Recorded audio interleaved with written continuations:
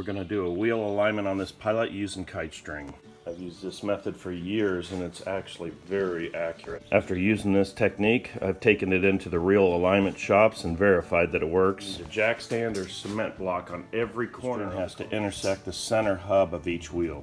I leave the front of the car open so you can actually go underneath and do the alignment. The car's got to be level in both directions, both the front and the side. In case I had to put a block of wood under the front passenger side. The car has to be sitting on its own suspension. In other words, it can't be jacked up in any way. The steering wheel needs to be centered.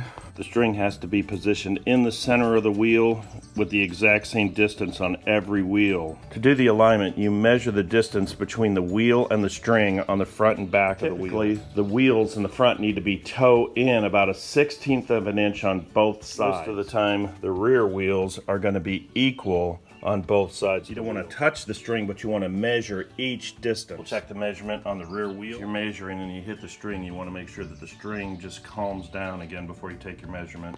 The front wheel needs to be toe in about a 1/16 of an inch with the wheel straight. This driver's side wheel is off about a 1/4 of an inch, which is a major problem. This makes sense because a new rod end was just put on. The adjustments have to be done while the car is sitting on the ground with all the weight on its suspension. This car is pretty high, so it's not too bad to get in there and do the adjustment.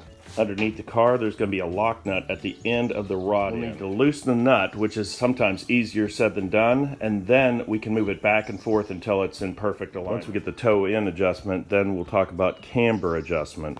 Underneath the car, we'll loosen it up. We'll shorten or lengthen the distance on the rod. Here's a picture of the rod end right here.